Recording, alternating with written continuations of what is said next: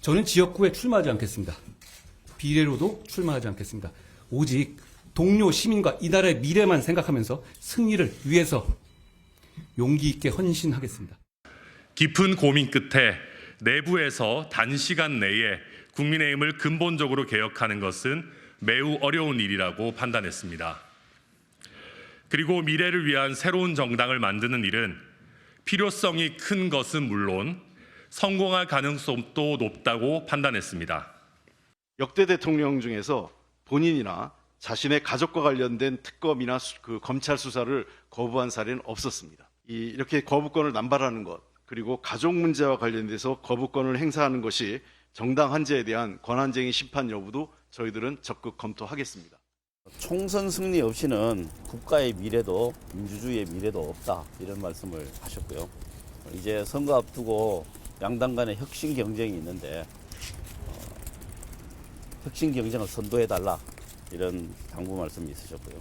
선민 후민의 정신으로 정치를 하고 당을 이끌어달라, 이런 당부의 말씀을 하셨습니다.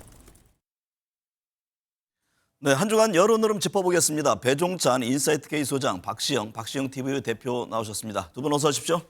안녕하십니까.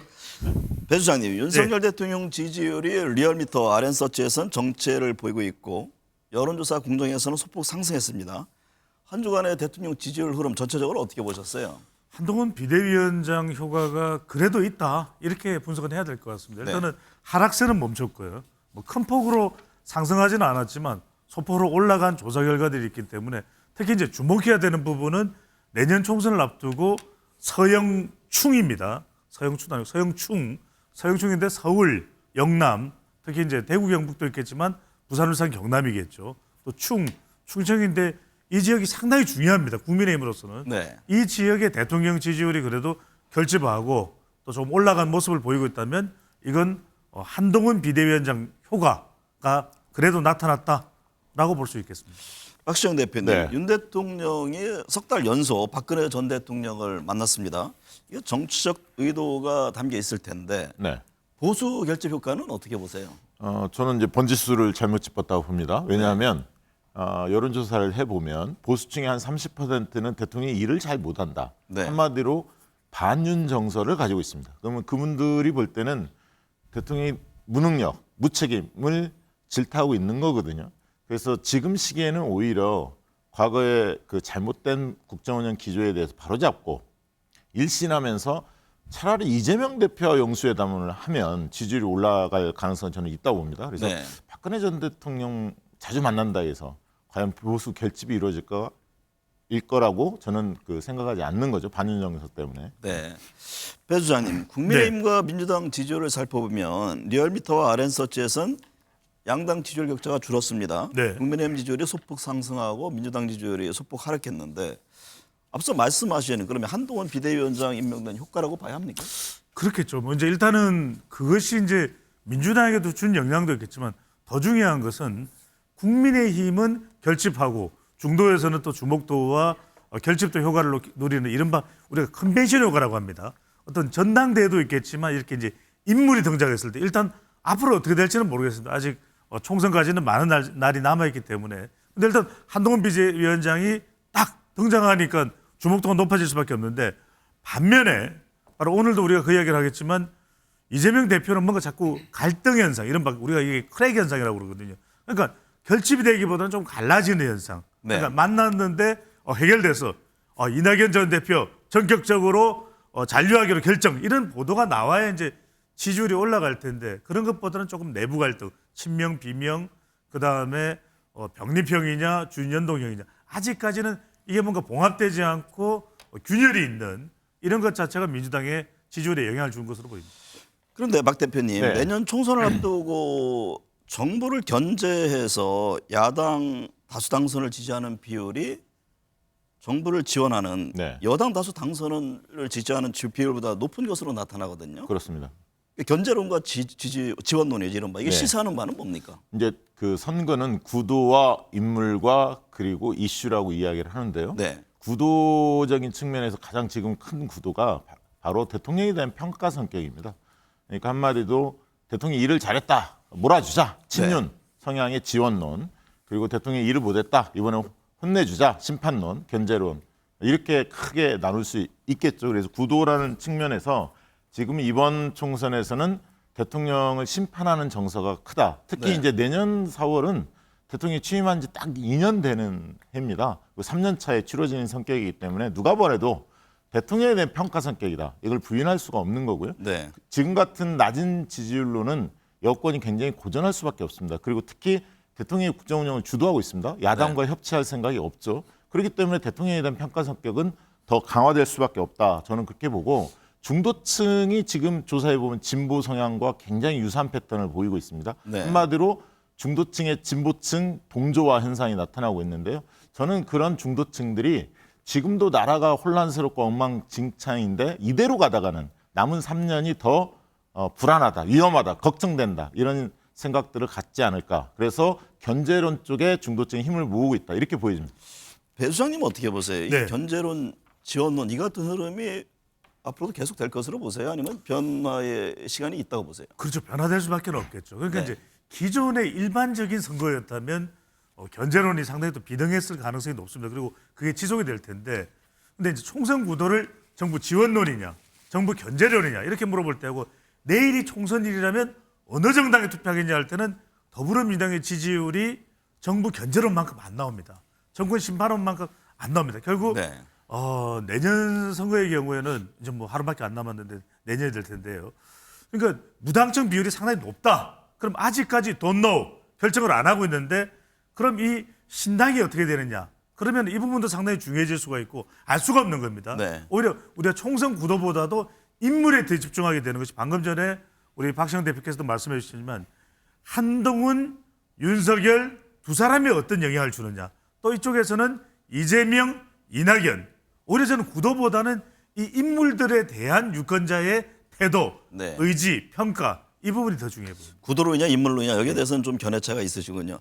박 대표님, 최근 몇 주간 했던 여론조사들을 살펴보면 리얼미터에서는 무당층 비율이 10%대였 있지만 MBS의 경우 30%를 육박했는데 이게 어떻게 보면 양당 지지율과 비슷한 수준 아닙니까? 네, 그렇습니다. 그러면 총선 때까지 같은 높은 무당층 비율이 이어질 것이라고 보세요? 근데 이런 조사의 차이는 조사 방법론에 일단 기인합니다. 그러니까 ARS 조사는 정치 고관여층 위주의 응답이기 때문에 무당파가 적은 거고요. 전화면접 조사는 정치 저관여층까지 폭넓게 응답을 하고 있기 때문에 무당층 크기가 큰 것뿐입니다. 그런데 대체적으로 보면 한 20% 수준으로 볼 수 있습니다. 두 조사 방법론의 차이는 있지만 평균적으로 보면 한 20% 수준으로 볼 수가 있는데요.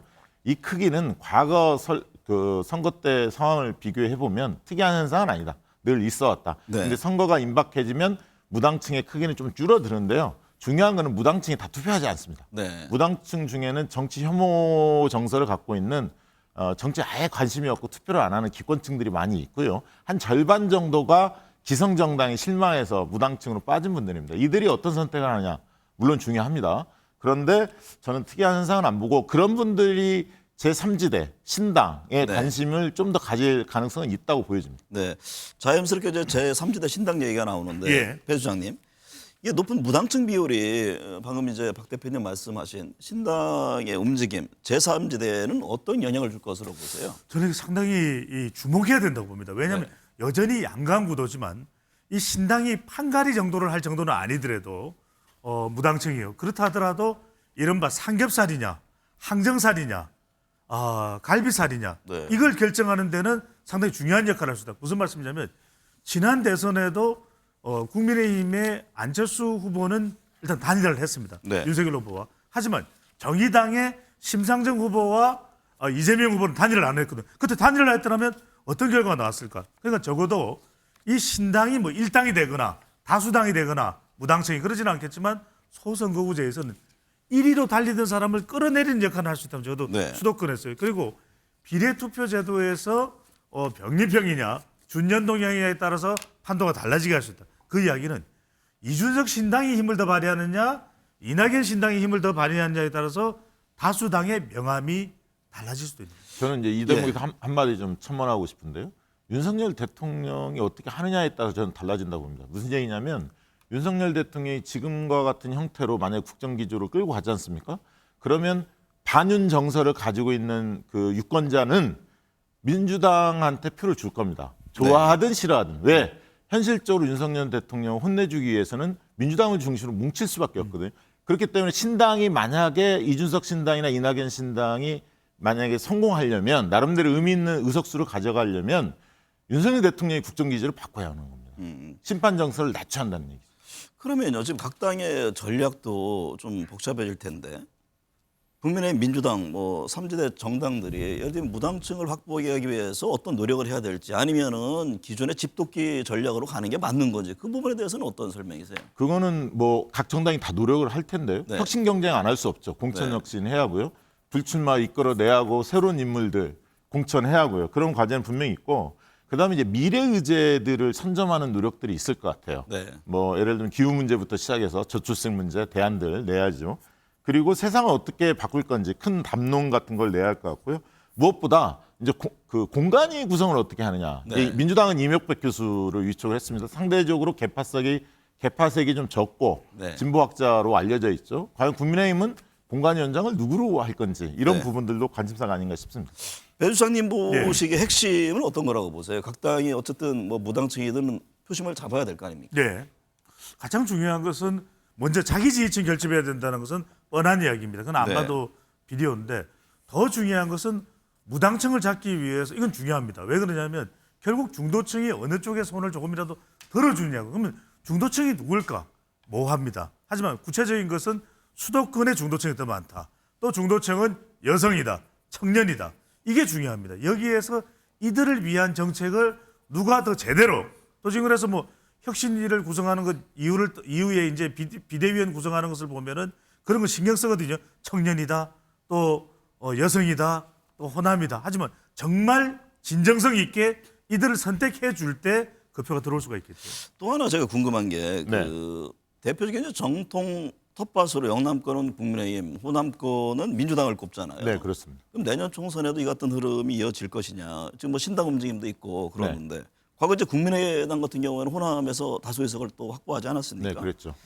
3지대가 전통 텃밭의 표심을 흔들 가능성은 어떻게 보세요? 저는 굉장히 희박하다고 봅니다. 네. 왜냐하면 지역구에서 영호남의 지금 구도를 뚫고 나오기에는 이준석, 이낙연 두 분 다 어려움을 겪을 거라고 봅니다. 특히 이제 호남에서는 과거 안철수 전 대표와 지금의 이낙연 전 대표 간의 그런 평가는 사뭇 다르다고 봅니다. 그 당시만 해도 안철수 전 대표는 미래 주자였습니다. 네, 대선 후보. 대선 네, 후보였죠. 네. 그리고 좀 참신성이 있었습니다. 그래서 호남에서 이제 몰아준 건데 이번에는 그렇지 않습니다. 실제로 발표되는 여러 여론의 흐름을 보면 이낙연 전 대표가 호남에서 평가 별로 안 좋습니다. 쉽게 얘기하면 지금 탈당 명분이 별로 없는 겁니다. 네. 왜냐하면 지금은 윤석열 정권과 야당이 맞서 싸워라. 이게 이제 호남의 주문이거든요. 네. 그런 측면에 특히 이낙연 전 대표가 그러면 윤석열 대통령과 각을 세운 적이 있느냐?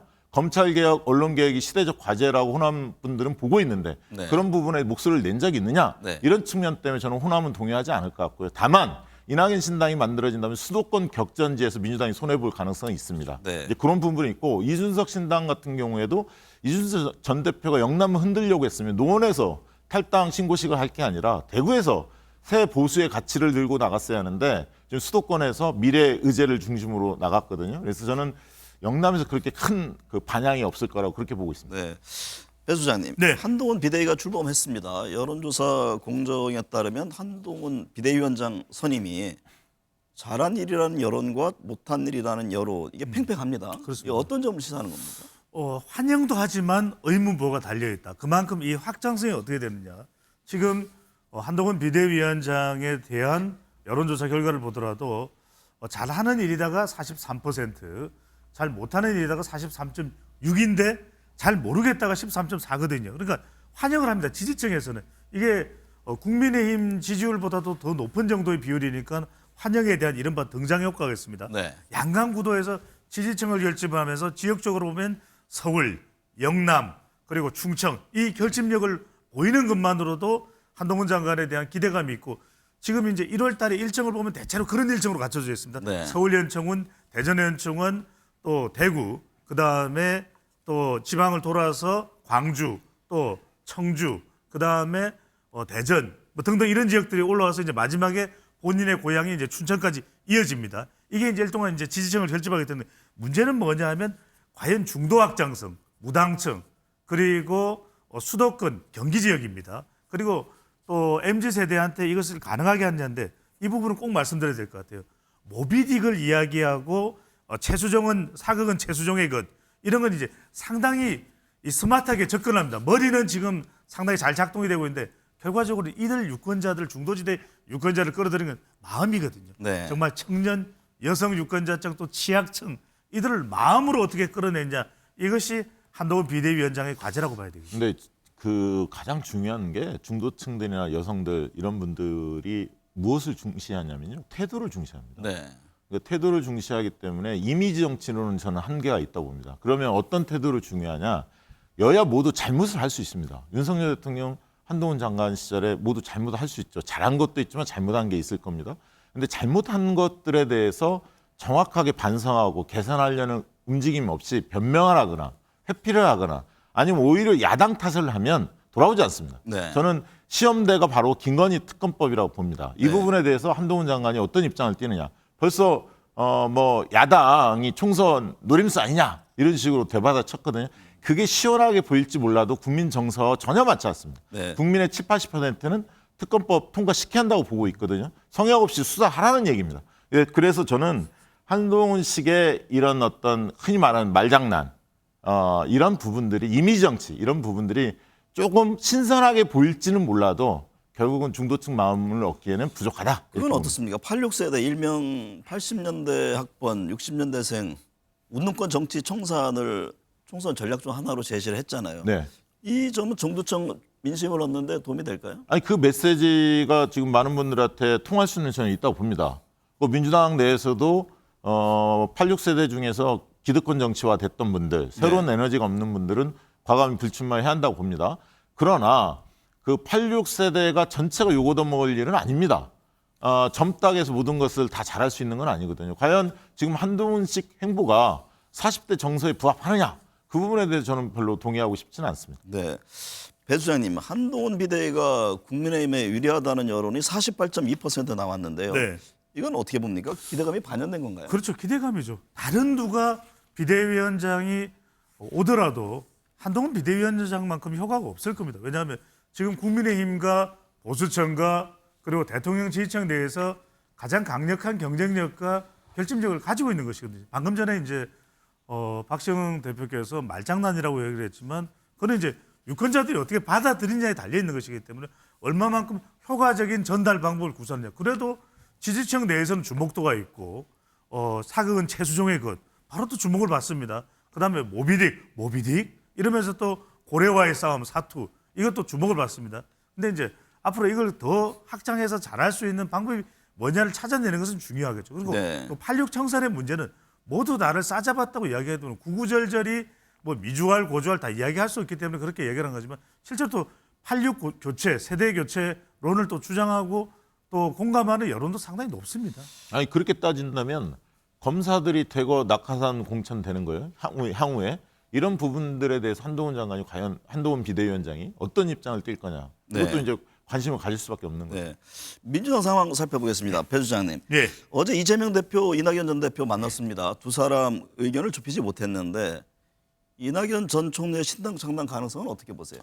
거의 뭐 100%에 가까워졌다고 봐야 되잖아요. 아, 이제 100%입니까? 기정사실화 됐다. 아까 박시영 대표께서 굉장히 중요한 부분을 말씀하셨는데 수도권에서는 이 이낙연 신당이 민주당에 부담을 줄 수 있거든요. 그러면 저는 그래도 끝까지 이재명 대표가 어제 그 눈이 펑펑 내리는 상황 속에서 마치 눈처럼 풍성하게 붙잡았어야 되는데 결국 이낙연 전 대표가 요구하고 있는 것은 민주당의 승리를 원하겠죠. 민주당의 패배를 원할 리는 없을 겁니다. 네. 근데 이낙연 전 대표가 주장한 것은 민주당의 승리를 위해서 통합 비대위를 해라. 그리고 이낙연 전 대표가 사퇴하고 이재명 대표가 사퇴하고 거취 표명을 해라. 마지막에는 이 비례대표 제도도 병리평으로 하지 말고 준연동으로 가라. 이 요구였거든.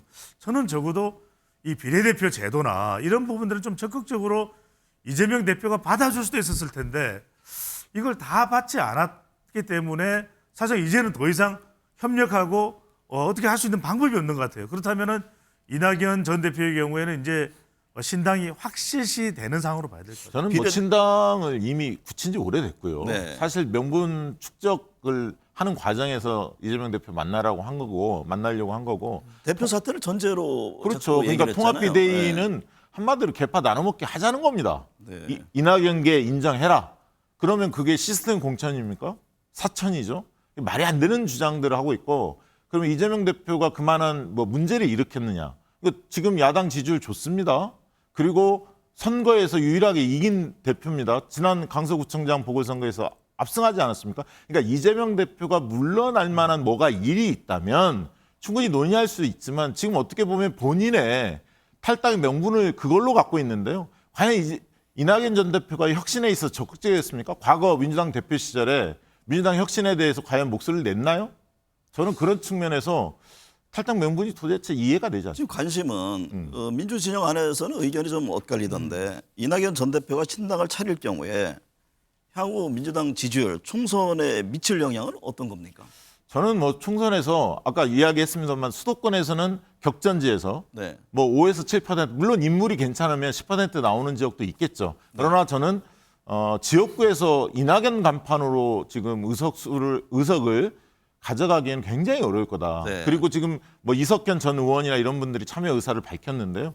되게 올드보이들입니다. 아직은 신선한 인물이 아직 안 보이고요. 그런 측면에 굉장히 고전할 거고 비례대표에서 몇 석 가져갈 가능성은 저는 있다고 봅니다. 그 선거제에 따라 좀 다르겠죠. 네. 저는 뭐 그렇게 보지 않는데 보지 않는 이유가 박시영 대표도 그렇고 저도 그렇고 오랫동안 이 선거판에서 데이터를 가지고서 조언을 해줬지만 그래도 데이터라는 것은 지지층이라는 것은 통합되는 게 좋은 거지 갈라지면 좋을 게 없는 것이거든요. 그런 만큼 단 한 표라도 몇 표라도 민주당을 지지했던 사람이 이낙연 신당에 출범으로서 수도권에서 떨어져 나간다면 그리고 비례투표에서 떨어져 나간다면 그만큼 이재명 대표에게는 타격이죠. 우리가 일전에도 이전에도 그런 큰 정치인들을 보면은 나가려고 하는 사람을 또 붙잡아 냅니다. 네. 그런 걸 또 기대하는 민주당의 지지층이기 때문에 저는 그래도 지금 그래프를 하나 보여주시면 좋을 것 같아요. 이낙연 신당의 성공 가능성에 대해서 가능성이 낮다가 높지만 가능성이 높다도 30.5%가 되거든요. 네. 저 30.5%가